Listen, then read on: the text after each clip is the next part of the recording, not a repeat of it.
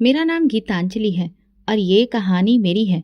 एक ऐसी लड़की की जिसने अपने माँ बाप की कमी छुपाने की कोशिश की, अपने भाई को सब कुछ समझा और फिर वही भाई अपनी जिद में मुझे एक ऐसी दुनिया में ले गया जहाँ मेरे सच की कोई कीमत नहीं थी। भाई ने अपनी मर्जी से अपने बॉस की बेटी से शादी की, ना कोई रिश्ता देखा ना बिरादरी, बस एक जिद थी कि वही लड़की मिले। शादी के बाद भाई ने मुझे बताया कि अब हम उसके ससुराल के बंगले में रहेंगे। मैंने सोचा चलो ठीक है, भाई खुश है, शायद मुझे भी कोई प्यार, कोई इज्जत, एक नई बहन जैसा रिश्ता मिले। लेकिन जैसे ही उस बंगले का दरवाज़ा पार किया, मैंने पहली बार महसूस किया कि मैं वहाँ महल की मेहमान नहीं, बल्कि एक बोझ बनकर आई हूँ। बंगला क्या था, जैसे कोई फिल्मी महल हो, हर चीज़ चमकदार, कीमती और मेरे साधारण वजूद से बिल्कुल अलग। दीवारों पर अजीब सी खामोशी थी और फर्नीचर इतना कीमती कि उस पर बैठते हुए भी शर्मा जाओ। सोनिया कुछ और ही थी, उसके कपड़े, उसकी बातें और उसका लहजा, सब कुछ मेरे लिए नया और अजनबी था। पहले दिन ही अजीब सा गुजरा। मुझे लगा शायद थोड़ा वक्त लगेगा, फिर सोनिया मुझे अपना लेगी। लेकिन जैसे ही रात हुई, भाई और सोनिया मुझे बिना बताए कहीं बाहर चले गए। मैंने पूछा भी कहाँ जा रहे हो भैया, तो सोनिया ने हंसते हुए कहा, कुछ वक्त अपने लिए भी रखना चाहिए, हर वक्त परिवार की जिम्मेदारियों में नहीं उलझना चाहिए। भैया ने कुछ नहीं कहा, बस मेरा कंधा थपथपाया और चले गए। मैं पूरे बंगले में अकेली रह गई। वही बंगला जो बाहर से किसी सपने जैसा लगता था, अब मुझे भूत बंगला महसूस होने लगा। मुझे अपने पुराने घर की याद आई, छोटा सा लेकिन रोशनी और अपनेपन से भरा। अगली सुबह जब वे दोनों वापस आए, मेरी आंखें तब भी जागी हुई थीं। मैंने भैया से कहा, मुझे यहाँ डर लगता है, क्या हम अपने पुराने घर वापस चलें? सोनिया ने तुरंत बीच में पड़कर कहा, ये लड़की हमारी जिंदगी में जहर घोलने आई है, इसने अभी से ही अपनी नौटंकी शुरू कर दी है। भैया ने मेरी तरफ देखा और मैं उनकी आंखों में वो प्यार न देख सकी जो पहले होता था। उन्होंने कहा, गीतांजलि, नए माहौल को थोड़ा वक्त दो, तुम्हें आदत हो जाएगी। घर के कामकाज शुरू करो, तुम्हारा दिल लगने लगेगा। मैं चुप हो गई। किसी ने मेरे जज्बात नहीं समझे। सोनिया हर वक्त अपनी चीजों के बारे में बात करती थी, ब्रांड, पार्टी, महंगी घड़ियां, गाड़ियां। मेरे सादे से कपड़े, मेरी खामोशी, सब कुछ उसके लिए बर्दाश्त करना मुश्किल था। एक दिन उसने कहा, गीतांजलि, तुम्हारे कपड़े कितने सस्ते लगते हैं, बाजार से कुछ नया ले आती हूँ, लेकिन तुम पर वो भी जचेंगे नहीं। मैं चुप रही, क्योंकि मुझे एहसास हो गया था उससे कुछ भी कहने का कोई मतलब नहीं था, कुछ बदलने वाला नहीं था। मैं हर दिन कोशिश करती कि अपने भाई के पास रहूं, उसे अपनापन याद दिलाऊं, लेकिन वो हर दिन थोड़ा थोड़ा सोनिया का होता जा रहा था। एक दिन जब वे दोनों कहीं बाहर गए और मैं किचन में कुछ काम कर रही थी, तो मुझे महसूस हुआ कि ये महल सिर्फ दीवारों से भरा है, यहाँ कोई मेरे आंसू नहीं देखता, न सुनता है। मैंने वो रात भी अकेली गुजारी, दीवारों से बातें करते हुए, दिल को तसल्ली देते हुए। शायद अब मेरी असली परीक्षा शुरू हो चुकी थी। मेरी जिंदगी के दिन एक जैसे गुजरने लगे थे, लेकिन उस शाम कुछ अलग था। मैं लॉन में कपड़े सुखा रही थी जब सोनिया फोन पर किसी से जोर जोर से बात कर रही थी। उसकी आवाज पूरे माहौल में गूंज रही थी, अनामिका आ रही है आज शाम, और मैं चाहती हूँ कि सब कुछ परफेक्ट हो, किसी नौकरानी की जरूरत नहीं, ये लड़की काफी है। मेरे हाथों में कपड़े थे, लेकिन दिल एक बार फिर से बोझिल हो गया। अनामिका शायद वही अमीर सहेली थी जिसकी चर्चा वो अक्सर करती थी। मुझे अंदाजा था कि आज फिर मैं मजबूर बनूंगी, कोई कोना पकड़ूंगी और खामोश बैठ जाऊंगी। शाम होते ही सोनिया ने गार्ड को भी छुट्टी दे दी। मैं हैरान थी, इतने बड़े बंगले में जहां दरो दीवार तक सोने जैसे चमकते हों, वहां सुरक्षा करने वाला भी ना हो। लेकिन सोनिया ने हंसते हुए कहा, आज की शाम खास है, अपने लोगों के साथ रहने में सुकून होता है। भैया तभी ऑफिस से घर आए। मैंने कुछ कहने की हिम्मत की, लेकिन वो इतनी जल्दी में थे जैसे सिर्फ सोनिया की मौजूदगी ही उनके लिए जरूरी हो। और फिर वे दोनों तैयार होकर निकले। सोनिया जाते जाते बोली, दरवाजा बंद कर लेना और किसी से बात ना करना। सोनिया की कोई सहेली नहीं आई, बल्कि वो तो खुद ही कहीं चली गई। दरवाजा बंद हुआ तो पूरा बंगला जैसे सांस रोक गया। मैं किचन में गई, बर्तन समेटे और फिर आंगन में आकर बैठ गई। आसमान पर हल्की हल्की बदलियां थीं। हवा में अजीब सी खामोशी थी, जैसे हर चीज मुझे घूर रही हो। रात के तकरीबन 9 बजे होंगे कि अचानक बिजली चली गई। एक लम्हे में पूरा बंगला अंधेरे में डूब गया। मैं चौंक कर उठी, दिल जोर जोर से धड़कने लगा। हाथों में टॉर्च नहीं थी। मोमबत्ती खोजने लगी, लेकिन हाथ दीवारों से टकराकर लौट आए। अंधेरे में सिर्फ अपनी सांसों की आवाज सुनाई दे रही थी। अचानक एक हल्की सी आवाज आई, शायद हवा से कोई दरवाजा खुला था। मैं एकदम पीछे हटी, दिल जैसे अजीब सा हो गया। मैंने दरवाजे की कुंडी जांची, वो बंद थी, लेकिन अंधेरा मुझे कैद कर चुका था। हर तरफ सन्नाटा और सनसनी, मोबाइल भी बंद, सिग्नल नहीं। मैंने खुद से कहा, बस गीतांजलि, हिम्मत रखो, कुछ नहीं होगा, भगवान तुम्हारे साथ है। लेकिन दिल मानने को तैयार नहीं था। कमरे के कोने में सिमट कर मैं बैठ गई, हाथों को आपस में जकड़ लिया, आंखें बंद की और माँ का चेहरा याद आया। उनकी गोद की खुशबू, वो नरम एहसास और वो लोरियां जो मुझे सुला दिया करती थीं, आज वो सब कितना दूर हो गया था। अगर वो होती तो शायद मैं इस तरह अकेली न होती। करीब 10:30 बजे दूर गेट की आवाज आई। मैं चौंकी, लेकिन हिलने की हिम्मत ना हुई। दरवाजा खुला, रोशनी आई। भैया और सोनिया वापस आ चुके थे। रोशनी के साथ ही जैसे मेरी सांस ठीक हुई। भैया ने मुझे कमरे के कोने में सिमटे हुए देखा और हैरानी से पूछा, ये क्या हालत है तुम्हारी? मैं कुछ न बोली। सोनिया ने हंसकर कहा, अंधेरे से डर गई, तुम्हारा बचपन अभी गया नहीं। मैं उनकी बातों पर कुछ ना कह सकी, बस आंखों में आंसू आ गए। भैया ने मुझे देखा, कुछ लम्हों को रुके, लेकिन फिर सोनिया की तरफ देख कर बोले, गीतांजलि, लाइट चली जाया करे तो छोटे मोटे कामों में खुद को व्यस्त रखा करो, दिमाग इधर उधर नहीं भटकेगा। मुझे लगा जैसे उनके लिए मेरा डर भी बेमतलब है, जैसे मेरी कोई हस्ती नहीं, कोई मायने ही नहीं। मैं खामोशी से अपने कमरे में गई, दरवाजा बंद किया और बिस्तर पर लेट गई। छत को घूरते हुए दिल में एक बात पक्की हो गई, ये बंगला, ये शान और शौकत, ये चमकदार जिंदगी मेरे लिए नहीं है। यहाँ सिर्फ खामोशियां ही मेरा साथ देंगी और मुझे खुद ही अपने आप को सहारा देना होगा। अगली सुबह आंख खुली तो सूरज की किरणें पर्दे से छनकर कमरे में आ रही थी, लेकिन अंदर का अंधेरा वैसा का वैसा था। कल रात सोनिया ने बताया था कि यूपीएस का सिस्टम खराब है, जल्दी ही ठीक करवा लेंगी, फिर लाइट जाने पर दिक्कत नहीं होगी। खैर, मैं चुपचाप तैयार हुई, नाश्ता बनाया और इंतजार किया कि कब भैया और सोनिया आएंगे। शायद आज वे मुझसे कुछ नरम सी बात करें। जब वे दोनों नीचे आए, मैंने हिम्मत करके कहा, भैया, मैं वापस अपने घर जाना चाहती हूँ, यहाँ का माहौल मेरे लिए नहीं है। मेरी आवाज़ धीमी थी, लेकिन दिल से निकली थी। सोनिया ने तुरंत बीच में पड़कर कहा, आंखों में वही तंज, वही जहर। ये लड़की रोज कोई ना कोई नया ड्रामा क्यों करती है? कभी अंधेरे से डरती है, कभी माहौल से तंग आ जाती है। मेरे होंठ सिल गए। मैंने भैया की तरफ देखा, शायद वे मेरे लिए कुछ कहें, लेकिन उन्होंने नजरें चुरा ली। सोनिया ने बात जारी रखी, मेरे और तुम्हारे रिश्ते के बीच एक दीवार है, और वो दीवार तुम्हारी ही बहन है। ये अगर यहाँ रही तो हम कभी खुश नहीं रह पाएंगे। भैया ने एक लंबी सांस ली, फिर धीरे से मेरी तरफ देखकर बोले, गीतांजलि, तुम बचपन से मेरे साथ रही हो, लेकिन अब तुम्हें खुद को बदलना होगा। वक्त के साथ चलना सीखो। सोनिया ठीक कहती है, कामों में व्यस्त रहोगी तो दिल भी लगेगा और शिकायत भी नहीं करोगी। मेरे अंदर कुछ टूट गया। उसी दिन शाम को सोनिया ने मुझे किचन के काम सौंप दिए। आज बिरयानी बनानी है, अच्छी सी, मेरे पापा आ रहे हैं, और हाँ, प्लेटें चमकनी चाहिए जैसे होटल में होती हैं। मैं बिना कुछ कहे काम संभाल लिया। हाथ चल रहे थे, दिल कहीं और था। रात को जब सोनिया के पापा आए, मैं खुद को कमरे तक ही समेट कर रखे हुए थी। बाहर खूब ठहाके लग रहे थे और मैं अपने कमरे में सिमटती जा रही थी। उस रात जब मैं बिस्तर पर लेटी तो नींद आंखों से गायब थी। दिल ने यही तय किया कि मैं खामोश रहूंगी, चुपचाप रहूंगी, लेकिन अपनी पहचान नहीं भूलूंगी, क्योंकि मैं बोझ नहीं, भाई की जिम्मेदारी थी जिसे उसने खुद से काट दिया। उस दिन के बाद मैंने खुद को कमरे तक ही सीमित कर लिया। किचन सफाई और छोटे मोटे काम, बस यही मेरी दुनिया रह गई। कभी कभार भाई सामने आता तो आंखों में एक लम्हे के लिए नरमी दिखती, लेकिन फौरन सोनिया की आवाज उस नरमी को रौंद देती। मैं जान चुकी थी कि अब मेरे रिश्ते, मेरा प्यार, मेरे शब्द सब बेमानी हो चुके हैं।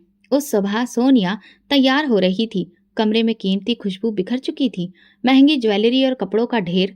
मैं दरवाजे से हटकर दीवार से लगी खड़ी थी कि उसकी आवाज गूंजी, गीतांजलि, ड्राइंग रूम की धूल साफ कर दो, मेरी सहेलियां आ रही हैं, और हाँ, तुम सामने मत आना, तुम्हारी शक्ल देखकर उनका मूड खराब ना हो जाए। मैं धीरे से झाड़ू उठाई और अंदर चली गई। कमरा सजा हुआ था, कीमती पर्दे, महंगी कुर्सियां, शीशे की मेज। मैंने कपड़े से हर चीज झाड़नी शुरू की। दिल में बस एक ही प्रार्थना थी कि बस आज कोई और बेइज्जती ना हो। दोपहर तक सोनिया की सहेलियां आना शुरू हो गईं। हर कोई एक दूसरे से बढ़ चढ़कर तैयार और हर एक की बातों में दौलत की चमक थी। ठहाकों की आवाजें पूरे बंगले में गूंज रही थी। मैं किचन में थी कि एक सहेली ने पूछा, अरे ये नौकरानी कौन है तुम्हारी? बड़ी खामोश लगती है। सोनिया की आवाज आई, जैसे उसने यही लम्हा चुना था। हाँ, ये मेरी खास नौकरानी है। बिल्कुल खामोश रहती है और मेरा हुक्म बजाती है। अपने काम से काम रखती है, ज्यादा बोलती नहीं, बस काम करती है। मेरे हाथ में पानी का जग कांप गया। मैंने खुद को मजबूत किया और धीरे से कमरे में दाखिल हुई। टेबल पर पानी रखते हुए मेरी नजरें सहेलियों से मिली। उनके चेहरों पर अजीब सी मुस्कुराहट थी, जैसे मेरी हैसियत पर वे खूब लुत्फ उठा रही हों। मैं वहीं खड़ी होकर बोली, मैं नौकरानी नहीं हूँ, मैं सोनिया की ननद हूँ, इस घर के मालिक की बहन। कुछ लम्हों के लिए खामोशी छा गई, लेकिन फिर वही हुआ जिसका मुझे अंदेशा था। एक सहेली ने हंसते हुए कहा, क्या तुम इस महल में ननद हो? तुम्हारे कपड़े तो कहीं से भी ऐसे नहीं लगते और ना ही इस महल की चमक से मेल खाते हैं। दूसरी बोली, सोनिया, तुमने वाकई एक गरीब आदमी से शादी कर ली। तुम्हारी इतनी अच्छी परवरिश, इतना ऊंचा स्टेटस, और ये। सोनिया ने जबरदस्ती हंसी में सब संभालने की कोशिश की, लेकिन उसकी आंखों में बेइज्जती की तपिश झलक रही थी।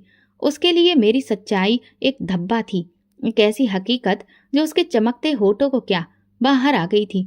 सहेलियां जाते जाते मुझे घूरती रहीं, जैसे मैं कोई भूल हूं जो गलती से उनकी दुनिया में आ गई हूं। शायद मेरे सब्र का पैमाना भर गया था, लेकिन मैं टूटूंगी नहीं। मुझे अपनी माँ याद आई, जो कहती थी, बेटी, अगर कोई तुम्हें नीचा दिखाए तो तुम और ऊंचा उठकर दिखाना, लेकिन शोर किए बिना। आज मैंने पहली बार फैसला किया कि मैं सोनिया की गुरूर की गूंज में अपने वजूद को दबने नहीं दूंगी। चाहे जितने दिन लगे, मैं खुद को, अपने अधिकार को और अपनी पहचान को वापस पकड़ कर रहूंगी। शाम ढल चुकी थी। बंगले के ड्राइंग रूम में महंगे कालीन पर पड़े कदमों के निशान और कांच के गिलासों की खाली आवाज अभी भी सन्नाटे में गूंज रही थी। सोनिया की सहेलियां जा चुकी थीं, लेकिन उनकी बातों का जहर अब भी दीवारों में सांस ले रहा था। मैं किचन में बर्तन समेट रही थी। हाथ काम कर रहे थे, दिल कहीं और था। आज जो कुछ हुआ वो सिर्फ बेइज्जती नहीं थी, वो मेरे वजूद पर एक ऐसी मार थी जिसका खून शायद बरसों तक बहता रहेगा। मैं खामोशी से जग धोती रही, चम्मच संभाली और आंखों की नमी छुपाती रही। दरवाजा एक जोरदार धमाके से बंद हुआ। अगले ही पल सोनिया किचन में दाखिल हुई। उसका चेहरा गुस्से से लाल था, आंखों में चिंगारियां और कदम तेज। वो मेरे बिल्कुल सामने आकर रुकी और उसकी नजरें मेरी आंखों से टकराईं। बहुत हिम्मत आ गई है तुम में, गीतांजलि। तुम हो कौन? क्या हैसियत है तुम्हारी जो मेरी सहेलियों के सामने जुबान चला रही थी? तुम्हें ये अधिकार किसने दिया कि मेरी इज्जत मिट्टी में मिला दो? मैंने नजरें झुका ली। होठों पर खामोशी का पहरा था, लेकिन दिल किसी बगावत में जल रहा था। जवाब दो। उसकी आवाज बुलंद हुई और फिर लम्हे भर में उसका हाथ मेरे चेहरे पर आकर पड़ा। एक तेज जलता हुआ थप्पड़ जो सिर्फ मेरे गाल पर नहीं, मेरी आत्मा पर लगा। मेरा सर एक तरफ को झूल गया और आंखों के सामने सब धुंधला हो गया। एक पल को लगा जैसे वक्त थम गया हो। बर्तनों की आवाज रुक गई, हवा रुक गई और मैं बस वहां खड़ी रही। अपनी औकात में रहो, वो चिल्लाई। ये तुम्हारा घर नहीं है, ना ही तुम कोई खास हो, बस एक बोझ हो जो हमने तरस खाकर रख लिया है। आइंदा जुबान खोली तो। मैंने धीरे से नजरें उसकी तरफ उठाई। कुछ लम्हों के लिए वो ठिठक गई। शायद मेरी आंखों की नमी में उसे कुछ नजर आया, शायद मेरी खामोशी में कोई सवाल छुपा था, लेकिन वो बिना कुछ कहे पलटी और बाहर चली गई। मैं वहीं खड़ी रही। हाथ चूल्हे पर रखे थे, लेकिन दिल कहीं और जा चुका था। आंखों से आंसू निकले बिना बहने लगे। ये वो आंसू थे जो आवाज नहीं करते, बस अंदर ही अंदर सब कुछ बाहर ले जाते हैं।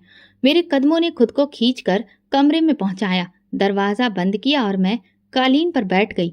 खुद को समेट लिया, जैसे अपने अंदर छुप जाना चाहती थी। मैं नहीं जानती थी कि एक ननद को इतनी बेइज्जती सहनी पड़ेगी, कि उसे नौकरानी बनाकर पेश किया जाएगा और सच बोलने पर थप्पड़ मारा जाएगा। मुझे अपनी माँ की बातें याद आने लगी। बेटी, इज्जत कभी मांगने से नहीं मिलती, वो कमानी पड़ती है। लेकिन ये दुनिया कैसी थी जहाँ सच बोलने पर बेइज्जती होती थी और झूठ बोलने वालों को ऊंचे पायदान पर बिठाया जाता था। रात को भैया कमरे में आए। उनकी आंखों में कुछ झिझक थी। उन्होंने मेरे चेहरे की तरफ नहीं देखा, बस आकर बैठ गया। गीतांजलि, वो सोनिया थोड़ी गुस्से वाली है, लेकिन दिल की बुरी नहीं है। तुम कुछ बर्दाश्त कर लिया करो। घर के सुकून के लिए कभी कभी चुप रहना बेहतर होता है। मैंने कुछ नहीं कहा। उसकी बातों में मोहब्बत की झलक नहीं थी, बस समझौते की थी। मेरे गाल पर थप्पड़ का निशान अब भी जल रहा था और दिल में इज्जत का वो जख्म था जिसका कोई मरहम नहीं था। मगर मैं जानती थी ये आखिरी थप्पड़ नहीं था, आगे और इम्तिहान बाकी थे। ये जंग सिर्फ मेरी पहचान की नहीं, मेरी इज्जत की भी थी। और मैं खामोश लाचार ननद अब घमंड से लड़ना सीख रही थी, जो मुझे मिटाना चाहता था। लेकिन मैं मिट्टी नहीं थी। मैं वो बेटी थी जिसकी माँ ने दुआ में सिर झुकाया था। और जब किसी माँ की दुआ किसी बेटी की सुरक्षा के लिए होती है, तो दुनिया की कोई ताकत उसे झुका नहीं सकती। उस थप्पड़ के बाद सब कुछ बदल गया था। शायद मेरे अंदर कुछ टूटकर हमेशा के लिए खामोश हो गया था। मैं दिन भर काम करती, रात को चुपचाप कमरे में जाकर लेट जाती। भैया की नज़र अब भी मुझसे कतराती थी। और सोनिया, वो तो जैसे मेरी मौजूदगी से भी चिढ़ने लगी थी। घर के हर कोने में मेरी बेइज्जती बिखरी हुई थी। लेकिन अब मैं सीख चुकी थी, सवाल नहीं करना है, बस सहना है, झेलना है और जिंदा रहना है। इस खामोशी में एक दिन सोनिया ने ऐलान किया, इस हफ्ते एक बहुत बड़ी पार्टी है। मेरे पापा के बिजनेस पार्टनर्स आ रहे हैं। सब कुछ बेहतरीन होना चाहिए, समझी? मैंने हाँ में गर्दन हिला दी। उसकी बातों में ऐसा लहजा था जैसे वो किसी नौकरानी को हुक्म दे रही हो। भैया खामोश बैठे रहे, जैसे ये सब एक आम बात हो। सोनिया ने मुझे कामों की एक लंबी लिस्ट पकड़ा दी। किचन के खाने से लेकर मेहमानों के इंतजाम तक सब कुछ मेरे ही कंधों पर था। फिर पार्टी का दिन आया। मैंने सुबह से लेकर शाम तक बिना रुके काम किया। किचन पूरी तरह से धुआं धुआं था। आंखों में जलन, पैरों में दर्द, लेकिन दिल में खामोशी। शाम होते ही सोनिया अपनी सहेलियों के साथ तैयार होने लगी। उसकी ड्रेस खूब चमक रही थी। ऐसा लग रहा था जैसे चारों ओर रोशनी बिखेर रही हो। उसके चेहरे पर वही गुरूर था जो मेरे लिए अब जाना पहचाना हो चुका था। गीतांजलि, तुम भी हमारे साथ चलोगी? सोनिया ने अचानक कहा। मैं हैरान रह गई। उसकी आवाज में नरमी नहीं थी, बल्कि एक साजिश छुपी थी। भैया ने एक लम्हे को मेरी तरफ देखा, फिर धीरे से बोला, चलो गीतांजलि, तुम अकेली डरती हो ना, साथ चलो। मैंने खुद को तैयार किया। शायद वाकई कुछ बदल जाए, शायद भैया को फिर से मेरी कदर याद आ जाए। मैं मामूली से कपड़े पहनकर तैयार हुई। मेरे पास महंगे ड्रेस नहीं थे और सोनिया ने कभी कुछ लाकर दिया भी नहीं था। जब हम पार्टी में पहुंचे तो वहां सब कुछ बहुत आलीशान था। ढेर सारी चमचमाती रोशनियां, मेहमानों की चहल पहल, हर तरफ शानदार नजारा बिखरा हुआ था। हमारे मेज पर पहुंचते ही सोनिया ने मेरा हाथ पकड़कर रोका। गीतांजलि, तुम उस कोने वाली टेबल पर बैठ जाओ, ज्यादा सामने मत आना और किसी से बात मत करना। मैं चुपचाप वहां चली गई। टेबल पर अकेली बैठी रही। आवाजों का शोर था, लेकिन मेरे आसपास एक खामोश घेरा था, जैसे कि मैं वहां पर मौजूद ही ना हूं। थोड़ी देर के बाद एक मेहमान हमारी मेज के करीब आया और सोनिया की तरफ इशारा करके पूछा, ये लड़की कौन है? सोनिया ने मुस्कुराकर कहा, ओह, ये हमारी पुरानी हेल्पर है। घर के कामकाज में हाथ बटाती है, बहुत वफादार है। मेरे हाथ कांपे, लेकिन दिल में एक बार फिर वही खालीपन उतर आया। मेरा दिल चाहा कि उठकर सबको बता दूं कि मैं कोई नौकरानी नहीं, इस घर के मालिक की बहन हूँ। लेकिन मेरी जुबान जैसे बंद हो चुकी थी। मैं वहीं बैठी रही, नजरें झुका ली और आंखों से एक के बाद एक आंसू बहने लगे। उसी पल एक नरम सी आवाज मेरे कानों से टकराई, आप ठीक हैं? मैंने सिर उठाकर देखा तो एक नौजवान मेरे सामने खड़ा था। लंबा कद, संजीदा चेहरा और आंखों में वो नमी जो ना जाने कितनी मुद्दतों से मुझे किसी की आंखों में देखने को नहीं मिली थी। मैंने हाँ में सिर हिलाया। उसने कुर्सी खींचकर मेरे सामने बैठते हुए कहा, मेरा नाम सिद्धार्थ अरोड़ा है।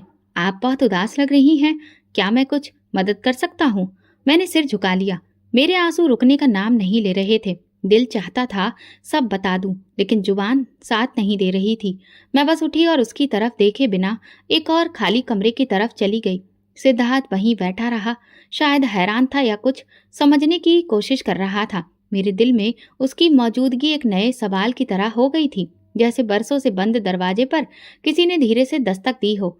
लेकिन मैं जानती थी जिंदगी मुझे आसानी से खुशी नहीं देगी। वापसी पर सोनिया के चेहरे पर किसी जीत के जैसी मुस्कुराहट थी, जैसे उसने कोई बहुत कामयाब खेल खेला हो। भैया ने मेरी तरफ देखा। शायद उन्होंने कुछ महसूस किया, शायद वो कुछ कहना चाह रहे थे, लेकिन वही पुरानी खामोशी, वही बेबसी भरी निगाहें। रात को बिस्तर पर लेटी तो सिद्धार्थ का चेहरा बार बार नजरों के सामने आ रहा था। उसकी वो नरम आवाज, वो सवाल, उसका मेरे सामने बैठ जाना, ये सब कुछ मेरे लिए नया था। मैं नहीं जानती थी कि वो कौन है, कहाँ से आया है या उसकी नीयत क्या थी, लेकिन दिल के किसी कोने में एक उम्मीद ने जन्म लिया था। क्या ये उम्मीद मेरा नया इम्तिहान बनेगी, अंधेरे में कोई रोशनी बनेगी? ये तो अब वक्त ही बता सकता था, लेकिन इतना जरूर जानती थी कि उसके एक लम्हे ने मेरे जख्मों पर एक मरहम सा लगाया था, और ये मेरे लिए किसी दुआ से कम नहीं था। सिद्धार्थ की नज़र ने जो सवाल मेरे दिल में पैदा किया था, वो अगले कई दिनों तक मेरी खामोशी में घुसता रहा। उसे एक मुलाकात ने जैसे मेरे अंदर कुछ अजीब सा पैदा कर दिया था। 2 दिन बाद सोनिया किसी से कॉल पर बात कर रही थी। उसकी आवाज़ तेज थी और उसके शब्द मुझे कांच की तरह चुभ रहे थे। जी सिद्धार्थ, वो गीतांजलि? अरे वो तो दरअसल शादीशुदा है, उसका पति दूसरे शहर में रहता है। बस उनके बीच में कुछ मैटर है, इसीलिए वो यहाँ पर है। मैं किचन में काम करते हुए जैसे पत्थर की हो गई। मेरे हाथों में बर्तन थे, लेकिन दिल में जैसे कोई तेज दर्द उठा। सोनिया ने झूठ बोला था, बिना पलक झपकाए, बिना किसी सोच समझ के। मेरी सच्चाई, मेरे अंदर के अनमोल एहसास को उसने पल भर में मिट्टी में मिला दिया था। मेरे अंदर कुछ चीखा, लेकिन जुबान पर खामोशी ने ताला लगा रखा था। मैं जानती थी, अगर मैं सिद्धार्थ के सामने कुछ बोलने गई तो सोनिया उसे भी मेरे खिलाफ कर देगी, क्योंकि वो तो शब्दों के खेल में बहुत माहिर है और मैं सिर्फ सच्चाई की कैदी। उसी दिन मैंने भैया से बात करने की ठानी। वो ड्राइंग रूम में बैठे थे, चेहरे पर वही थकान, जैसे जिंदगी के असली रंग उनकी नज़रों से गायब हो चुके हों। भैया, मुझे आगे पढ़ना है, मैं अधूरी हूँ, मेरी पढ़ाई पूरी नहीं है, अगर आप मेरा एडमिशन करवा दें। उन्होंने मेरी तरफ देखा, कुछ कहना चाहा, मगर सोनिया की आवाज़ पीछे से आई। पढ़ाई? इस उम्र में और यहाँ रहकर? पहले घर के काम सीख लो, फिर सपने देखना। भैया चुप रहे। मेरी रिक्वेस्ट, मेरी इच्छा बस एक बात में ही कुचल दी गई।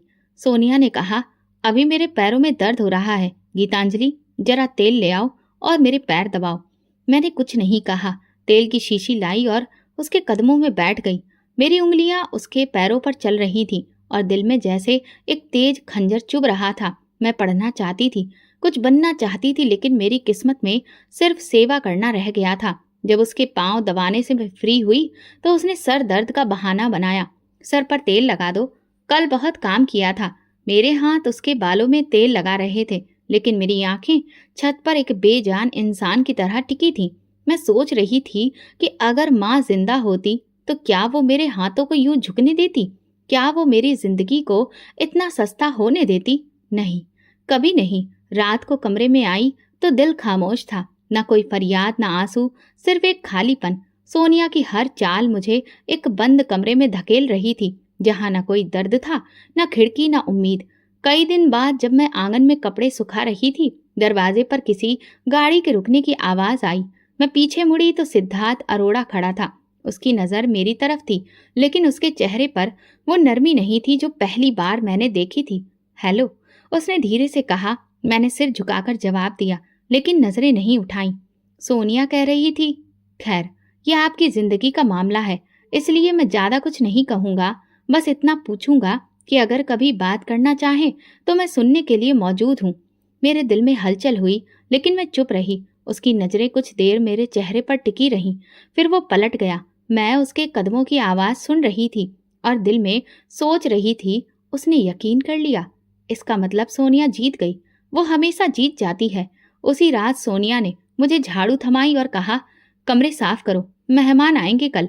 और हाँ, अगर कोई पढ़ाई का सपना फिर देखा ना तो याद रखना, तुम्हारा यहाँ रहना भी मुश्किल हो जाएगा। मैंने कुछ नहीं कहा, झाड़ू पकड़ ली। आज मेरी बातों का वजन नहीं था, ना ही मेरी इच्छाओं की कोई कद्र, लेकिन अंदर ही अंदर एक तूफान उठ रहा था। सब्र की वो गहराई जहाँ कुछ सांसें दम तोड़ देती हैं और कुछ नई ताकत बन जाती हैं। मैं वही नंद थी जिसे नौकरानी बनाया जा रहा था, जिसके सिर पर झूठ का पर्दा डाल दिया गया था। लेकिन मेरा सच एक दिन बोलेगा, क्योंकि जो दिल भगवान के पास हो उसका सब्र जवाब नहीं देता। शाम के उस सुनहरे बंगले की दीवार पर अंधेरा गहराता जा रहा था और मेरी दुनिया की कालिख कुछ और बढ़ गई थी। सिद्धार्थ की खामोश नजरों का बोझ अभी तक मेरे दिल पर मौजूद था। उसने कुछ नहीं कहा, लेकिन उसकी खामोशी में भी एक फैसला छुपा था। वो सोनिया की बात मान चुका था। मेरे सच को एक बार फिर झूठ की चादर में लपेट दिया गया और मैं एक बार फिर से हार गई थी। उसी रात मैं डिनर टेबल लगाने में व्यस्त थी। भैया ऑफिस से देर से आए थे और सोनिया हमेशा की तरह बनने संवरने में लगी हुई थी। मैंने खाना लगाया, फिर खुद भी एक प्लेट निकालकर खामोशी से एक तरफ बैठ गई। कमरे में खामोशी थी, लेकिन सोनिया की आंखों में गुरूर की चमक तैर रही थी। मैंने निवाला मुंह में रखा ही था कि सोनिया उठकर मेरे पास आई। उसने मेरी प्लेट जोर से मेरे सामने से खींची और उसे जमीन पर रख दिया। तुम्हारी औकात टेबल पर बैठकर खाने की नहीं है गीतांजलि। आइंदा अगर हमारे साथ बैठने की कोशिश की तो याद रखना, तुम्हें खाने को भी नहीं दूंगी। जमीन पर बैठकर खाओ जहां तुम्हारी औकात है। मेरे हाथ कांप कर रह गए और दिल में एक टीस उठी। मैं पत्थर सी आंखों से उसे देख रही थी। भैया ने कुछ कहने की कोशिश की, लेकिन सोनिया की एक तेज नजर ने उनके होंठ सिल दिए। मैंने जमीन पर रखी प्लेट की तरफ देखा। खाना अभी गर्म था, लेकिन मेरी आंखों में बर्फ उतर चुकी थी। मैं धीरे से उठी, प्लेट को वापस उठाया और उसी जमीन पर बैठकर खाने लगी। मेरी आंखों से आंसू नहीं बहे, लेकिन दिल में कुछ चुभ गया। सोनिया ने गहरी नजर डालकर तंजिया लहजे में कहा, देखा, अब ये सीख रही है अपनी हैसियत में रहना। मैंने निवाला मुंह में डाला और पहली बार मेरी जुबान से एक बात निकली जो कि नरमी में लिपटी थी, लेकिन उसमें बिजली की तेजी थी। भगवान से डरो सोनिया, ये दुनिया हमेशा की नहीं। जो गुरूर तुम अपने लहजे में लेकर चलती हो, एक दिन वही तुम्हें मिट्टी में मिला देगा। तुम्हें तुम्हारी दौलत का बड़ा घमंड है ना, लेकिन जिस भगवान ने तुम्हें यहाँ तक पहुँचाया है वो एक पल में सब कुछ वापस ले सकता है। कमरे में एकदम खामोशी छा गई। भैया ने चौंक कर मेरी तरफ देखा। सोनिया के चेहरे पर पल भर के लिए हैरानी आई, लेकिन वो तुरंत हंसकर बोली, अच्छा तो तुम मुझे नसीहत दोगी? ये दौलत, ये बंगला, ये शान और शौकत, ये सब मेरे खून में है। मेरे बाप भी अमीर थे, मेरे दादा भी, और मेरी आने वाली नस्ल भी। तुम्हारी सस्ती बातों से मुझे कोई फर्क नहीं पड़ता। तुम बस अपनी जुबान बंद रखो और काम करती रहो। मैं खामोशी से जमीन पर बैठी प्लेट खत्म करती रही। अब खाने का जायका महसूस नहीं हो रहा था। हारने वाला मेरे अंदर जहर भर रहा था, लेकिन दिल में एक गहरी थकान थी। साथ में एक अजीब सी तसल्ली भी थी। मैं जानती थी कि जो कुछ मैंने कहा वो मेरे दिल की गवाही थी और वो गवाही जरूर सुनी जाएगी। उस रात जब कमरे में आई तो कमरे की हवा बदली बदली सी लगी। महसूस हुआ सोनिया की आवाज अब भी बाहर से आ रही थी। कभी फोन पर बात करते करते वो हंसती, लेकिन मेरे अंदर एक अजीब सी खामोशी थी। मैं चुपचाप बैठकर अपने भगवान को याद करने लगी। अगर मैं गलत हूँ तो मुझे सजा देना, लेकिन अगर मैं सही हूँ तो फिर मेरा सच दुनिया के हर झूठ से बुलंद कर देना। मुझे पता ही नहीं चला कि कब मेरी आंख लग गई और मैं नींद में भी प्रार्थना करती रही। दिल के किसी कोने में एक हल्की सी रोशनी जाग गई थी, जैसे कोई अदृश्य हाथ मेरे माथे को छू रहा था। अंदर ही अंदर एक यकीन बढ़ रहा था कि घमंड जब हद से ज्यादा बढ़ता है तो इंसाफ खुद ब खुद दरवाजा खटखटाने आता है, और मैं उसके दरवाजा खुलने का इंतजार कर रही थी। अगली सुबह वही खामोश दीवारें, वही चेहरे, वही मेरे वजूद को नजरअंदाज करने की आदत। सोनिया के अंदाज में अब नरमी तो दूर की बात, इशारों में भी जहर शामिल होता जा रहा था।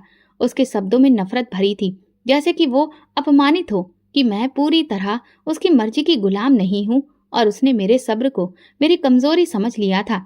उसी दिन सुबह के वक्त सोनिया अपनी माँ के घर से लौटी।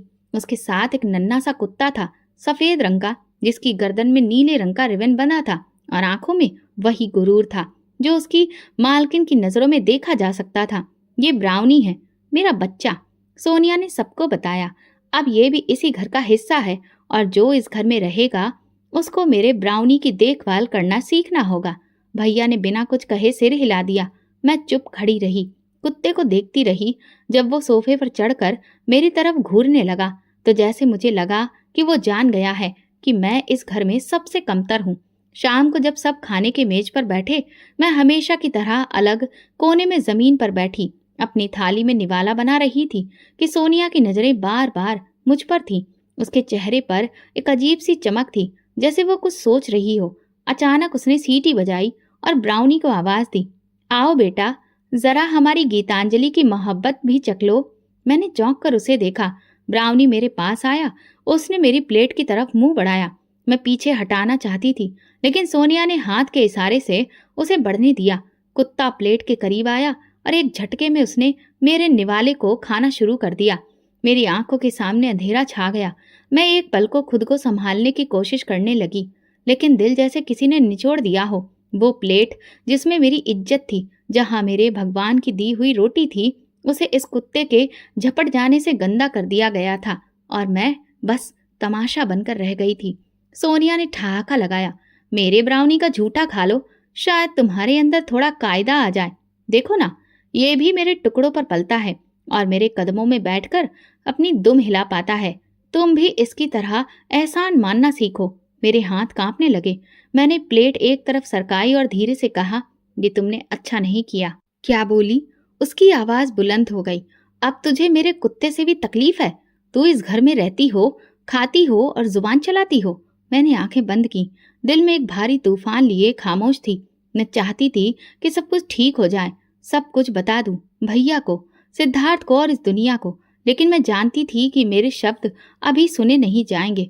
मुझे अभी सब्र करना था, क्योंकि कुछ इम्तिहान अभी पूरे नहीं हुए थे। मैं उठी और प्लेट वहीं छोड़ दी। कमरे से निकलते वक्त मेरी आंखों में आंसू नहीं थे, लेकिन आत्मा पर बोझ भर चुका था। मैं भगवान को याद करके रोने लगी। मेरे अंदर का शोर बढ़ रहा था, लेकिन मैंने उसे शांत करने की कोशिश की। मैं जानती थी कि मेरी लाचारी अब चरम सीमा पर पहुंच चुकी थी, जहां इससे ज्यादा बेइज्जती और क्या हो सकती थी कि मेरी थाली में कुत्ता खाए और मैं कुछ ना कह सकूं। ना तो आंखें नम हुई, ना कोई शब्द मेरे दिल को तसल्ली देने आया। कुत्ते के झूठे निवाले ने मेरी इंसानियत को ऐसा कुचला था, जैसे कोई राह चलते पत्थर को ठोकर मारकर आगे बढ़ जाए। मगर मैं अभी भी वही गीतांजलि थी, खामोश, सब्र करने वाली और यकीन से बंधी हुई। अगली सुबह रोजाना के मुकाबले और भी ज्यादा मैं खामोश थी। मैं नाश्ते की तैयारी कर चुकी थी। सोनिया अपने कमरे से निकली तो उसके हाथ में महंगे ब्रांड के जूते थे और उसके चेहरे पर वही सुकून, वही शक्ति जो मेरी दुनिया हिलाने के लिए तैयार थी। वो ड्राइंग रूम में आई और मुझे सामने बुलाकर खड़े होकर जूते जमीन पर रख दिए। गीतांजलि, इन पर कुछ मिट्टी लग गई है, साफ कर दो जल्दी, मुझे देर हो रही है। मैं एक पल चुप रही। उसके कदमों के करीब रखे जूते को देखा और दिल के अंदर कुछ अजीब सा हिलने लगा। मैंने धीरे से कहा, मैं जूते साफ नहीं करूंगी। मैंने कभी किसी का जूता नहीं उठाया और ना ही अब उठाऊंगी। मैं यहाँ नौकर नहीं हूँ सोनिया। शायद पहली बार मेरे अंदर की खुददारी झलकी। सोनिया के चेहरे पर पल भर के लिए हैरानी थी, लेकिन वो फौरन दब गई। उसके नाजुक हाथों में गुस्सा था। उसने एक कदम आगे बढ़ाया। क्या कहा? तुम मुझे इनकार कर रही हो? उसने दांत पीसते हुए कहा। तुम जैसे लोग जिन्हें मैं अपने कदमों तले बिठा दूं, वो जुबान चला रहे हैं। तुम्हें खाने को दे रही हूँ, रहने को जगह दे रही हूँ, और तुम मेरी इज्जत के सामने इनकार कर रही हो। मैंने उसकी बात खामोशी से सुनी, आंखें नीचे किए, लेकिन दिल में एक अजीब सी लहर उठी। मेरी खामोशी उसके घमंड को जलाने लगी थी। मैं मुफ्त की रोटियां नहीं तोड़ती सोनिया, मैं काम करती हूँ, इज्जत से जीती हूँ। तुमने अगर मुझे यहाँ रखा है तो मजबूरी में नहीं, मेरे भाई की बहन होने के नाते। मैं तुम्हारे कदमों की जूती नहीं हूँ। मेरी बात अभी पूरी भी नहीं हुई थी कि उसने एक झटके से अपनी जूती उठाई और मेरे पेट पर जोर की ठोकर मारी। मैं पीछे लड़खड़ाई, जमीन पर गिर पड़ी। कमर के नीचे फर्श की चोट ने एक लम्हे को सांस रोक दी। तुम्हारी इतनी औकात कि मेरे सामने जुबान चलाओ? उसने गुस्से से कहा। तुम अब मेरे पैरों की जूती भी नहीं रही। तुम तो वो मिट्टी हो जो मैं रोज अपने कदमों से रौंदती हूँ। तो अब तुम्हें अपनी औकात याद दिलानी पड़ेगी। मेरी सांसें उखड़ गईं, लेकिन मैं खामोश रही। दिल से एक आह निकलने वाली थी, लेकिन मैंने उसे अंदर ही रोक लिया। आंखों में आंसू नहीं थे, सिर्फ एक खामोश आग सुलग रही थी। भाई आंगन में आ चुका था। उसने हमें देखा, लेकिन मुंह से कुछ भी कहने की हिम्मत नहीं हुई। उसकी आंखें किसी बुझी हुई रोशनी की तरह झुकी थी और वो बस पलट गया। उसे देखकर एक बार फिर मुझे यकीन हो गया कि मेरे साथ कोई नहीं खड़ा है सिवाय मेरे भगवान के। मैं धीरे से उठी, फर्श से खुद को सहारा दिया और सीधे जाकर कमरे में बंद हो गई। पीछे सोनिया की आवाज आ रही थी। इस ठोकर से याद रखो इस दिन को गीतांजलि। अब अगर कभी आंख दिखाई तो बाहर निकाल दूंगी। दरवाजा बंद करके मैं कमरे के अंधेरे में बैठ गई। न कोई शिकवा न कोई फरियाद, पूरे शरीर में दर्द था और दिल में बस एक ही सवाल, आखिर भगवान कब मेरे लिए अदालत का दरवाजा खुलेगा, कब ये जुल्म रुकेंगे। अब मैं हर पल इंसाफ के लम्हे गिन रही थी। हर सांस, हर जख्म, हर आंसू मेरा इंतजार कर रहा था, क्योंकि मेरा यकीन अब पक्का हो चुका था कि जो जमीन पर गिराया जाए उसे आसमान से उठाने वाला मौजूद होता है। मैं अच्छे से जानती थी कि जूते और ठोकरें इंसान को नहीं, वक्त को बदलती हैं, और अब वक्त बदलने वाला था। अगली सुबह मौसम काफी ठंडा था। आसमान पर हल्के हल्के बादल छाए थे। सोनिया के अंदाज में जैसे कोई नया तूफान छू गया था। उसकी आंखों में कुछ और ही तमाशा करने की चमक थी। मैं सब महसूस कर रही थी, लेकिन फिर भी चुपचाप अपने काम में लगी रही। यही मेरी आदत बन चुकी थी, खामोशी से मेहनत करना। अचानक मुझे लगा जैसे किसी ने मेरे गले में कोई फंदा डाल दिया हो। जैसे ही मैं पलटी, देखा तो सोनिया मेरे पीछे खड़ी थी और उसके हाथ में चमड़े का एक पट्टा था, वही जो वो अक्सर ब्राउनी अपने पालतू कुत्ते के लिए लाती थी। वो मेरे गले में पट्टा डालने की कोशिश कर रही थी। नहीं, वहां पर भैया नहीं थे, न कोई और जो ये तमाशा देखकर कुछ कह सके। दीवारें बस इस जुल्म की गवाह बनी बैठी थी।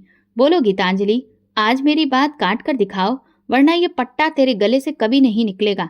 उसकी आवाज अब दहाड़ में बदल चुकी थी। मेरी आंखों से आंसू बहने लगे। जुबान बंद थी, गला सूख गया था, लेकिन दिल अंदर ही अंदर चिल्ला रहा था।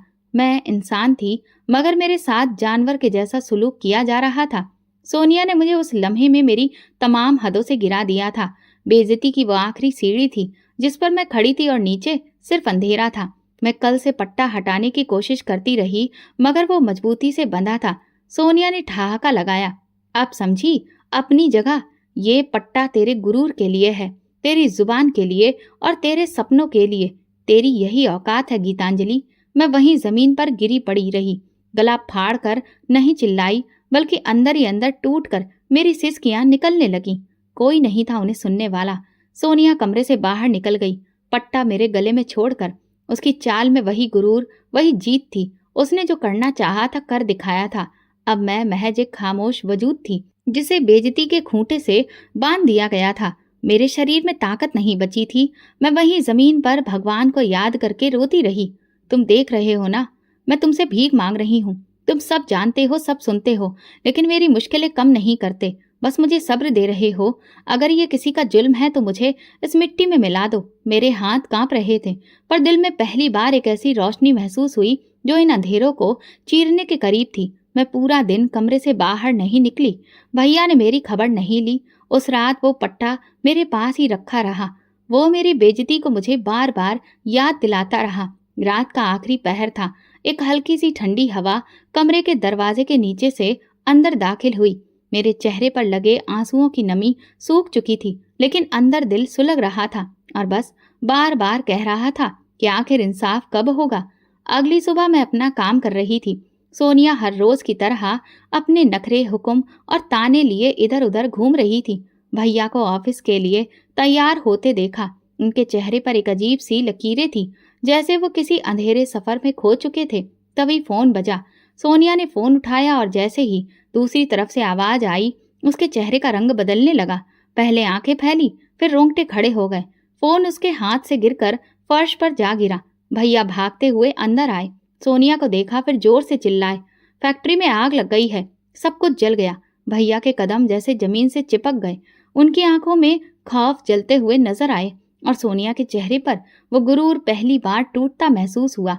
वो दीवारों को देखने लगी, जैसे कुछ समझने की कोशिश कर रही हो, लेकिन शब्द उसकी जुबान पर रुक गए। कमरे में हड़कंप मच गया। फोन पर कई कॉल्स आने लगे। चेहरे पर पसीना, दिलों में हलचल। कुछ ही देर में खबर पूरी तरह फैल चुकी थी। फैक्ट्री में रात गए शॉर्ट सर्किट से आग लग गई थी। फायर ब्रिगेड देर से पहुंची और जब तक पहुंची करोड़ों का माल खाक हो चुका था। इसके बाद कर्ज लेने की फाइलें खुली। इन्वेस्टर्स ने पैसे वापस मांग लिए और साथ में ये तय हुआ कि जो नया बंगला फैक्ट्री के नाम पर खरीदा गया था वो भी अब जब्त होने वाला है। मैं कमरे के दरवाजे से बाहर की सारी भाग दौड़ देख रही थी।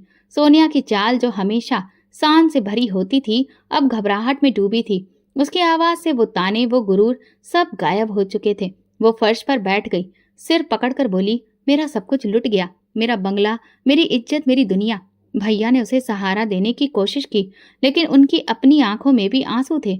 उनका गुरूर, उनकी मर्दांगी, सब कुछ सोनिया के साए में छिप चुका था। और अब जब वो साया मिट्टी में मिल रहा था, तो भैया भी खुले आसमान तले अकेले खड़े रह गए थे। कुछ दिनों के अंदर सब खत्म हो गया।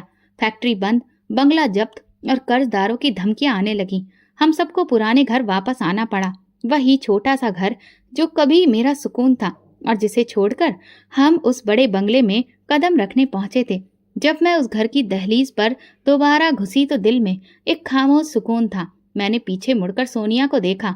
उसका चेहरा सफेद था, बाल बिखरे हुए और हाथों की मेहंदी जैसे अतीत की बातें बन चुकी थी। वो खामोशी के नीचे दबी थी, जुबान बंद, वही जुबान जो कभी मेरी बेइज्जती के लिए तेज धार तलवार थी। उस रात फिर मैंने भगवान से प्रार्थना की और रोते हुए कहा, भले ही तुम्हारा इंसाफ देर से आया, लेकिन पूरी तरह से आया है। ऐसा कि तुमने सच में उसके गुरूर को तोड़ दिया, जो इंसानियत को भी रौंद रहा था। सोनिया अब अपनी खामोशी में वो सब सुन रही थी जो मैं बरसों से कहना चाहती थी। मैं जान चुकी थी कि प्रार्थना जब सच्चे दिल से निकले, सब कुछ हल हो जाता है और भगवान का तराजू कभी गलत नहीं तोलता। जिंदगी ने एक चक्कर पूरा कर लिया था। वही पुराना छोटा सा घर जिसे हम पीछे छोड़ आए थे, अब हमारे लिए सबसे बड़ा सहारा बन चुका था। फर्क बस इतना था कि इस बार हम अमानत की छांव में नहीं, बल्कि गुरूर की मिट्टी चाट कर वापस आए थे। सोनिया के कदम अब नरम नहीं रहे थे। उसकी नजरें हर किसी से झुकी रहती थीं। वो लड़की जो अपनी हंसी में दूसरों की बेइज्जती ढूंढती थी, अब खामोशी की चादर ओढ़ चुकी थी। भैया ने फिर से पुरानी नौकरी शुरू कर दी, वही पुरानी तनख्वाह, लेकिन इस बार उनके चेहरे पर सुकून का एक साया था, जैसे अब वो उस वक्त को समझ पाए थे जो उन्होंने अपनी बहन को रौंद कर कमाया था।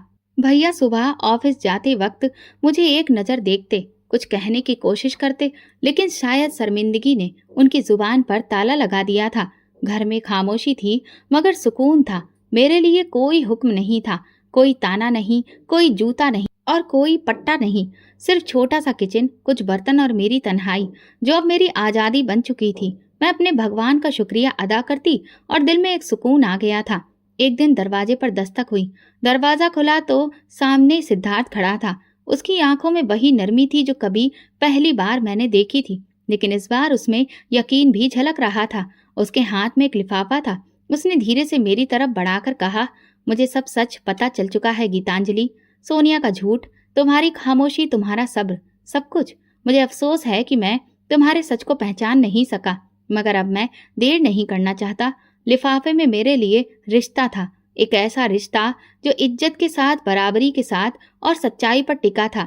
मेरी आंखें कुछ लम्हों के लिए धुंधला गईं, जैसे बरसों का दुख जो रिश्ते की तलाश में भटकता रहा अब थम चुका हो। शाम को जब भैया आए तो मैंने उन्हें लिफाफा दिखाया। उन्होंने सिर्फ धीरे से कहा, गीतांजलि मुझे माफ कर दो, मैं तुम्हें अकेला छोड़ गया उस वक्त जब तुम्हें सबसे ज्यादा मेरी जरूरत थी।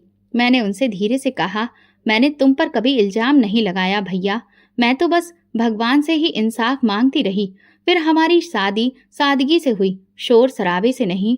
सिद्धार्थ ने मुझे वो इज्जत दी जो कभी शब्दों में भी समेटी नहीं जा सकती। उसकी माँ ने मुझे अपनी बेटी जैसा बनाया और उनके घर में पहली बार मुझे ये महसूस हुआ कि मैं भी कोई वैल्यू रखती हूँ, कि मेरी बात का भी कोई मोल है, मेरे वजूद की भी कदर है।